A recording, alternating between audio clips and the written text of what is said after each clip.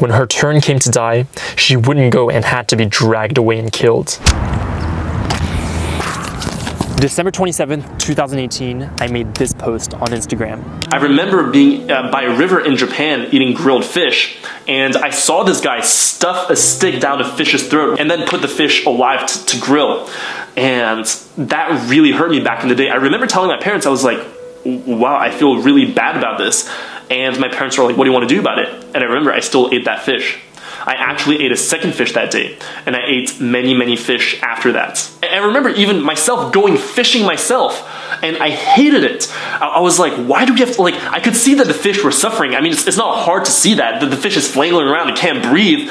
Like, of course the fish is suffering, and I remember hating that. I remember I didn't even want to put the insect they use as bait on the hook. I was like, what do I have to pierce this living being? Like this is, I felt bad about it, but I just suppressed all of it.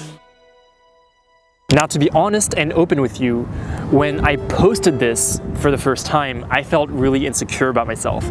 I was scared that people would think I'm crazy for caring so much about animals like fish and insects, animals that are oftentimes worth nothing in our society, and I thought that people might think that my reaction was a complete overreaction, like I was just this crazy kid feeling overly emotional about these insignificant animals. What actually happened was the complete opposite. People flooded the comment section telling me about how they related to my story and sharing their own stories of witnessing animals being tortured and slaughtered when they were children and how it affected them in their lives. And for me, reading these stories was so empowering because for the first time, I think, I felt like I wasn't alone. I really saw that there are people who felt the same way as me about animals, about what humans do to animals. So what I want to do right now is simply share some of these stories with you. I think you'll find them very powerful, so sit back and have a powerful time. When I was a kid, I remember seeing a white goat in a kill pen with eyes wide open in fright, bleeding loudly, and then the butcher going inside, out the goat on its side, and slit his throat. I cried so hard that morning. Yet as you said, I suppressed that image. Now I am vegan, and I'm making amends for the years of brainwashing that happened. When I was a kid, we were stuck in traffic. I saw a butcher killing a cow, and I saw a tear in her eyes. I stopped eating meat for about 2 months. Then my parents convinced me that it's okay and stuff like that.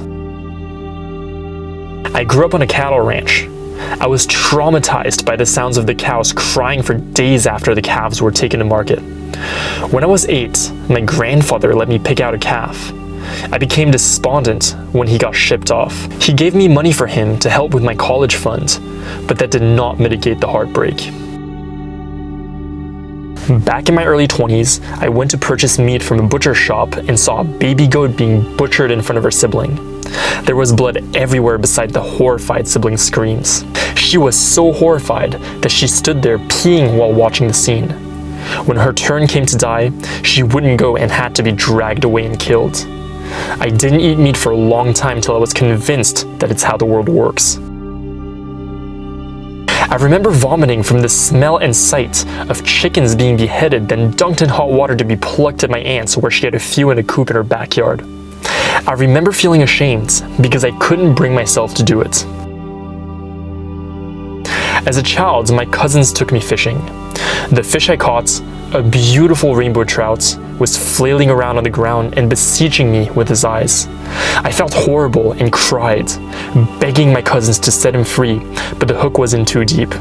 They all made fun of me, but I didn't eat fish or any other after that. I just said I didn't like fish because it smelled too fishy. Just about any child will bond with an animal and not want her killed for their food. Our society tries to squash our natural empathy for other living creatures. I had went to the Caribbean where my family was born, and this woman was selling chickens.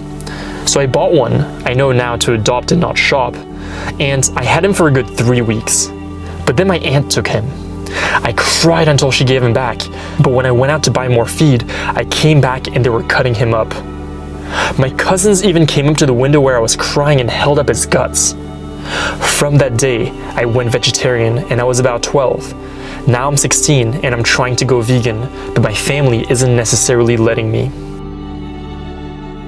When I was like 5 or 6 years old, my dad and his friends picked up a goat from his other friend's ranch, and I started to play with him.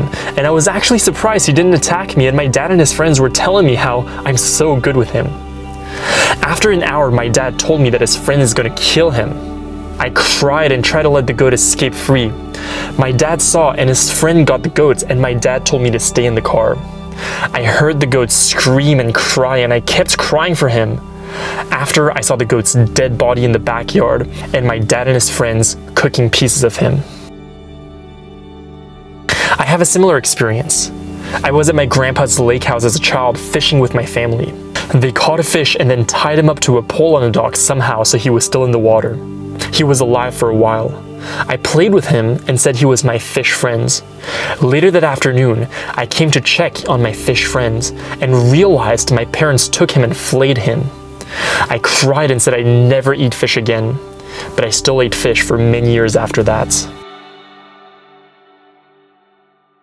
Thank you so much for listening to these stories today. It just baffles me still as an advocate how many people relate to this. I mean, I've been talking to people about animals and animal slaughter, and all of a sudden people will just remember these stories from their childhood. I mean, it's crazy. So if you have a similar story, then please share it down below in the comments. I would love to hear it. Otherwise, I also want to give a huge shout out to Colleen Patrick Goodrow's newest book, The Joyful Vegan, which there's a section in there that inspired me to make this video. And as always, I love you and keep defending animals.